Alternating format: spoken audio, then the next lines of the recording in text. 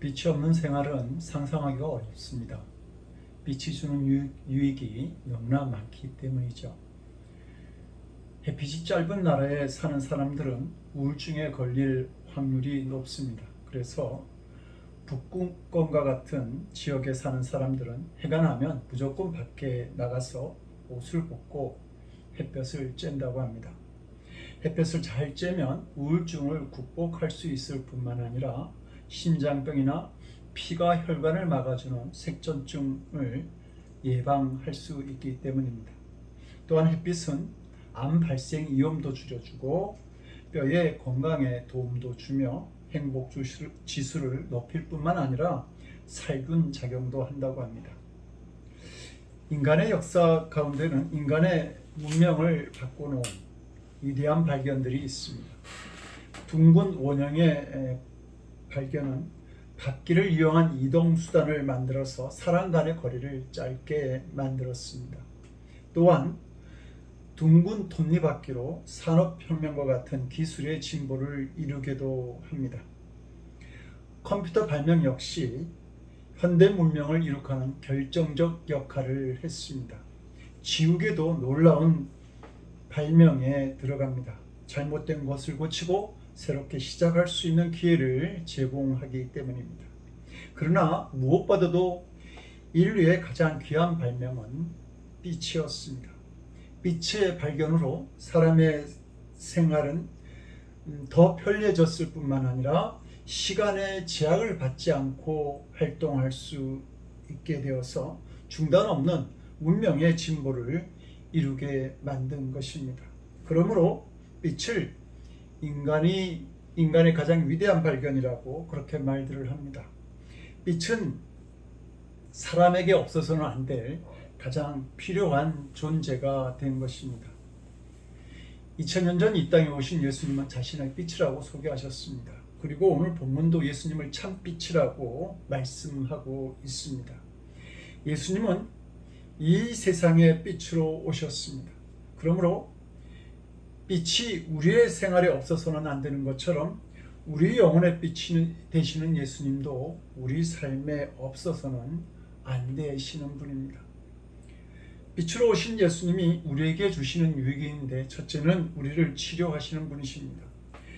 구약 성경의 마지막 책인 말라기서를 보면 참빛으로 오실 예수님에 대해서 하나님은 내 이름을 경외하는 너에게는 의로운 해가 떠올라서 치료하는 광선을 발하리니 너희가 나가서 예양간에서 나온 송아지같이 뛰리라, 이렇게 말씀해 주셨습니다. 여기에 나오는 의로운 해는 예수님을 가리킵니다. 예수님은 우리를 치료하기 위해서 하나님께서 보내신 여호와 라파 의사였습니다. 복음서를 읽어보면 예수님께서 공생의 시간에 병자들을 고쳐주신 일이 수없이 많이 나와 있습니다. 12일을 헐룰증으로 앓던 여인, 38년 동안 베데스다 용목가에 있던 병자, 손 마른 사람, 예수님께 고쳐달라고 소리 지르던 시각장애인, 멸시받던 한센병자, 심지어 겟세마네 동산에 자신을 잡으러 온 제사장 종 말고의 기까지 예수님은 고치셨습니다. 이렇게 육체적 질병뿐만 아니라 귀신에 사로잡혀 살던 사람들도 고치셨고, 잘못된 마음으로 방황하던 세리장 삭개오의 마음도 고치시고 회복시켜 주셨습니다. 오직 돈만 알고 자기 동족들을 속여 부자가 되기에 혈안이 되었던 그는 자기의 예수님을 만난 후에 자기의 잘못을 깨닫고 토색한 사람 있으면 4배로 갚고 재산 절반을 다른 사람에게 나눠 주겠다고 서약합니다. 그는 마음의 고침을 받아 타락한 생활을 청산하고 새 삶을 시작하게 된 것입니다. 세계적인 유명한 정신심리치료 의사인 폴 트리니에는 나는 정신과 의사를 찾는 10사람 중에 9은 꼭 의사를 찾아갈 필요가 없다고 확신한다, 이렇게 말하면서 그들에게 독생자를 보내신 하나님의 사랑, 자신의 몸을 십자가의 희생제물로 드리신 예수님의 은혜를 가지고 그들을 사랑해주고 함께 시간을 보내며 그들을 믿어준다면 그들은 분명히 회복될 것이다 라고 말하였습니다. 저희 교회가 이런 일들을 감당하는 공동체, 영혼의 병원이 되었으면 좋겠습니다. 참빛으로 오신 예수님의 십자가의 은혜와 사랑을 경험한 사람들은 자신의 삶을 변화시키고 상처를 치유하시는 놀라운 치료의 광선을 받게 되는 것입니다. 예수님의 참빛은 우리의 육체나 마음뿐만 아니라 죽음까지도 치료하십니다. 마귀의 가장 큰 힘은 죽음이죠. 그러나 로마서 6장 23절은 제일 삭은 사망이다. 그러나 하나님의 은사는 그리스도 예수 우리 주 안에 있는 영생이다. 이렇게 말씀합니다. 예수님은 우리를 마귀의 사슬에서 해방시키셨을 뿐만 아니라 죽음의 세력을 이기심으로 우리를 생명의 나라로 옮기셨습니다. 나사로의 무덤 앞에서 예수님은 말씀하시지 않습니까? 나는 부활이요 생명이니 나를 믿는 자는 죽어도 살겠고 무릇 살아서 나를 믿는 자는 영원히 죽지 아니하리라 라고 말입니다. 우리는 죽음을 생각할 때에 어둠 속에서 나 홀로 있는 그런 두려움을 가지게 됩니다. 그러나 찻빛을 가진 사람의 죽음은 어둠이 아니라 완전한 빛으로 나아가는 하나의 통로로 하나님 나라에 대한 새 희망을 가지게 되는 것이죠. 한겨울 폭풍이 치는 바다 한가운데서 갑자기 불어닥친 그 폭풍을 만난 배의 선원들은 다 죽었다고 생각하고 있었습니다. 그때 그들은 높은 파도와 눈보라 속에서 멀리 희미하게 빛이 나는 등대를 발견하게 됩니다.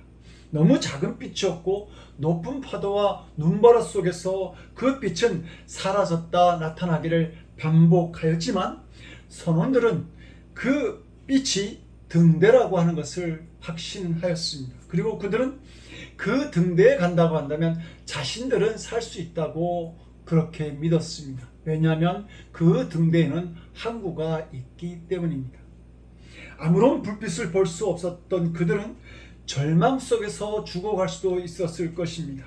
그러나 빛이 희망을 갖게 하였고 배가 가야 할 목표를 정해 주었기 때문에 그 빛을 따라 항구로 와서 그들 모두가 살 수 있게 됩니다.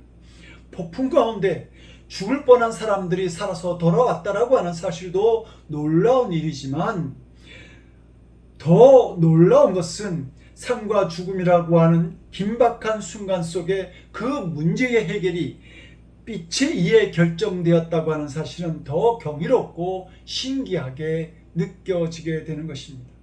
성경은 믿음의 주여 또 온전케 하시는 이인 주 예수를 바라보자 라고 말씀합니다. 바다에 떠있는 배가 비바람에 꺼지지 않고 흔들리지 않는 그 등대빛만을 바라봐야 하는 것처럼 힘든 삶을 살아가야 하는 우리도 예수님만을 바라보게 될 때에 우리의 인생의 항해가 올바른 방향을 향해 나아갈 수 있고 소원하는 항구에 다다를 수 있다는 말입니다. 두 번째로 예수님의 빛은 우리가 사는 사회를 치유하고 변화시키는 역사를 만들어냅니다. 그래서 예수님의 복음이 전해지는 곳마다 빛의 운동이 일어났습니다. 2000년 전 성탄의 메시지가 로마 제국에 전하여졌을 때에 로마는 성적인 타락, 미개한 폭력, 그리고 우상을 섬기는 미신으로 가득한 그런 나라였습니다. 심히 어두운 세상이었던 것이죠. 그러나 로마가 복음을 받아들이면서 의와 질서, 사랑이 있는 나라로 바뀌어집니다. 우리의 조국 한국도 마찬가지입니다. 한국 개화의 역사는 기독교 복음과 함께 시작되었습니다. 약 140여 년 전 성탄의 메시지가 한국에 전하여졌을 당시 한국의 상황은 미신과 거짓, 무지의 어두운 세상이었습니다. 그러나 지금의 한국은 온 열방에 빛을 전하는 나라, 세계에서 유래를 찾아보기 힘든 도움을 받는 나라에서 도움을 주는 나라로 변화되었습니다. 오늘날에도 참빛의 역사는 계속 진행되고 있습니다. 예수 그리스도를 영접하는 사람에게는 생명의 역사가 일어납니다. 타락한 삶을 청산하고 새롭고 거듭난 그리스도인으로 살아가게 됩니다. 그런 사람들이 살아가는 사이에는 올바른 도덕과 사랑이 세워지게 됩니다. 예수님이 우리를 치료하고 살리는 참빛이 되시고 있는 겁니다. 예수님의 참빛은 우리의 질병과 마음을 고치고 죽음의 권세를 이기게 하며 사회를 변화시키는 놀라운 은혜가 있습니다. 그러므로 세상은 이 땅에 오신 참빛을 기쁨으로 맞이하는 일이 당연함일 것입니다. 그런데 본문은 빛으로 오신 예수님에 대해 세상은 그를 알지도 못하였고 영접도 하지 않았다고 고발하고 있습니다. 왜 예수님을 알지 못할까요? 참빛이 아닌 거짓된 빛의 유혹을 받고 있기 때문입니다. 도시에는 희한한 전깃불이 가득해서 달빛이나 별빛을 제대로 즐기지 못합니다. 마찬가지로 거짓된 빛에 사로잡힌 사람들은 참빛이 주는 즐거움이나 평화를 누릴 수 없다는 말입니다. 그것을 사도 바울은 고린도서 4장 4절에서 이렇게 말합니다. 그 중에 세상의 신이 믿지 않은 자들의 마음을 혼미하게 하여 그리스도의 영광의 복음의 광채가 그 광채가 비추지 못하게 하미니 그리스도는 하나님의 형상이니라. 이 세상의 신이 사람들의 마음을 혼미하게 해서 참빛을 보지 못하게 만든다고 하는 말입니다.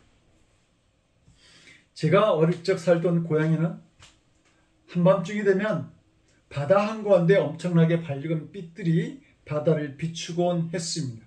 그 빛들은 오징어를 잡기 위해 켜놓은 집어등입니다.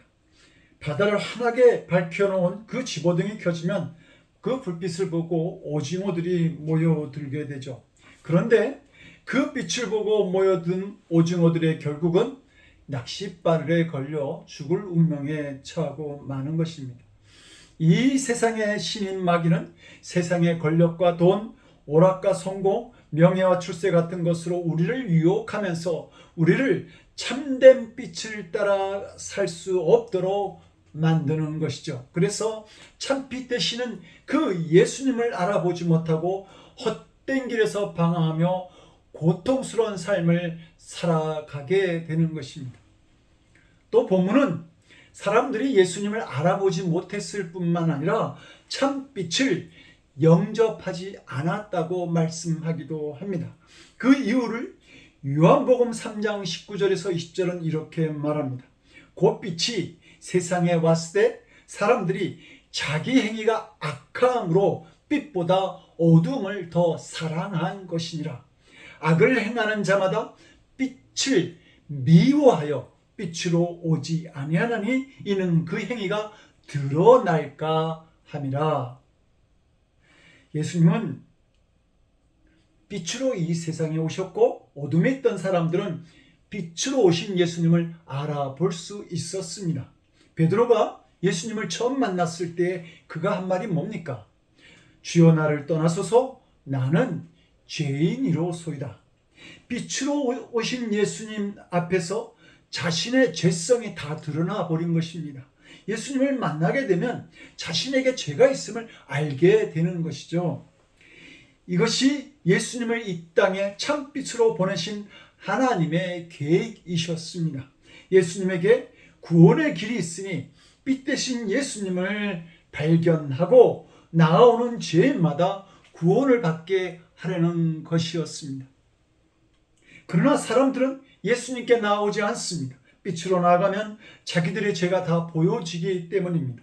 그들은 아직 더 세상을 즐기고 살아야 하고 싶은 것 다 하면서 살아야 하는데 참된 빛에 자기 행위를 비춰보면 자신의 죄가 너무도 분명하게 보이는 것입니다. 그렇게 보여지는 자기들의 행위가 너무도 불편하고 답답해지기 때문에 빛으로 나올 수 없었던 것입니다. 그래서 예수님이 그리스도임을 알게 되고 죄의 문제를 해결받을 수 있는 길이 열려져 있음에도 불구하고 일부러 빛을 멀리하게 되고 영접하지 않는 것입니다. 사랑하는 성도 여러분, 진정한 성탄이라고 하는 것은 2000년 전에 예수님이 탄생하신 것이 아니라 지금 예수님이 내 안에 탄생하시는 것이죠. 그런데 어떤 분은 예수님을 자신 안에 모시지 않은 채 믿음 생활하시는 분도 있습니다. 그분은 아직 참된 성탄을 맞이하지 못하고 있는 겁니다. 참빛으로 오신 예수님은 반드시 우리가 맞이해야 될, 영접해야 될 생명의 빛인 것입니다. 그러면 어떻게 우리가 빛으로 오신 예수님을 영접할 수 있는지요? 오늘 본문 14절은 말씀이 육신이 되어 우리 가운데 거했다, 이렇게 말씀합니다. 말씀 속에서 우리에게 찾아오신 예수님을 발견할 수 있다는 말입니다. 성도 여러분, 2000년 전 그 당시 밤하늘의 별들을 보았던 사람들이 단지 동방박사 3사람이었을까요? 수많은 사람들이 별을 보았을 것이고 그 별을 따라 나섰을 수도 있었을 것입니다. 아마 아기 예수가 탄생하신 가장 가까운 곳에 사는 사람들도 아기 예수를 축하하러 올 수도 있었습니다. 그러나 별을 보고 아기 예수를 경배한 사람은 오직 먼 나라에 있던 동방박사 3사람이었습니다. 어떻게? 가장 먼 곳에 있던 그들이 아기 예수를 경배하는 은혜를 잊게 되었을까요? 그들은 페르시아 사람들이었고 페르시아에서 베들레헴까지는 약 1500km 정도 떨어진 먼 거리였습니다. 이들은 수개월에서 길게는 2년 정도의 여행을 통해 예루살렘에 도착했을 것으로 짐작됩니다. 그들이 그 험한 길을 다 헤치고 아기 예수를 경배할 수 있었던 것은 그들의 마음속에 하나님께서 주신 말씀이 있었기 때문입니다. 구약을 보면 이스라엘 백성들이 바벨론 포로로 끌려가서 70년 동안 그곳에서 식민지 생활을 하게 됩니다. 그때 바벨론 왕국은 이 유대인들에게 종교의 자유를 허락해 주었고 유대인들에게 했던 이 메시아 신앙은 바벨론 학자들에게 영향을 주게 됩니다. 동방박사들은 구약 성서를 연구하면서 메시아에 대한 예언의 말씀을 굳게 믿고 있었던 사람들이었습니다. 그리고 그들은 하늘의 큰 별을 보게 되자 유대인의 왕으로 나신 아기 예수를 찾아 나섰던 것이죠. 그렇게 보면 그들이 하늘을 쳐다보며 길을 떠났을지 모르지만 그들을 인도한 것은 바로 하늘에 있는 큰 별이 아니라 바로 박사들의 마음속에서 빛나고 있었던 말씀이었던 겁니다. 그 말씀이 별을 따라갈 수 있는 능력이 되었고 아기 예수를 경배하게 하는 길이 되었던 것입니다. 아무리 별에 놀라운 징조를 보았어도 그 별을 따라가지 않고서야 어떻게 예수님을 만날 수 있었겠습니까? 오늘 우리에게 주어진 질문은 분명합니다. 동방박사처럼 우리도 하나님의 말씀을 따라갈 준비가 되어 있는가라고 하는 것입니다.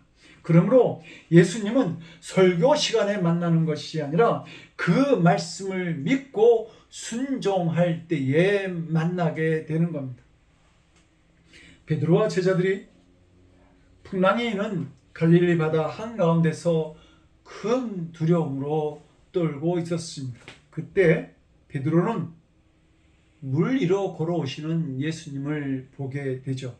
그리고 베드로는 이렇게 말합니다. 주여, 만일 주시거든 나를 명하사 물 위로 오라 하소서. 이 베드로의 말은 만일 당신이 천지의 주인이 되시는 분이라고 한다면 풍랑이 있는 물 위로 오라고 말씀해 달라는 간청인 것입니다. 그리고 오라고 하는 이 예수님의 음성에 그는 서심없이 자신의 몸을 물 위에 맡깁니다.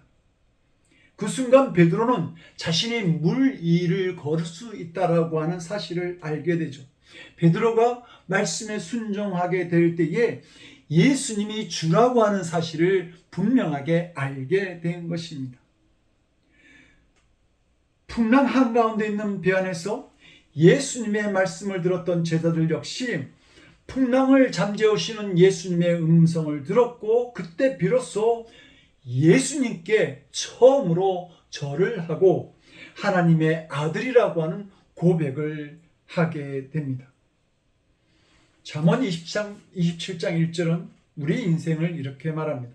너는 내일 일을 자랑하지 말라. 하루 동안에 무슨 일이 일어날는지 내가 알 수 없음이니라.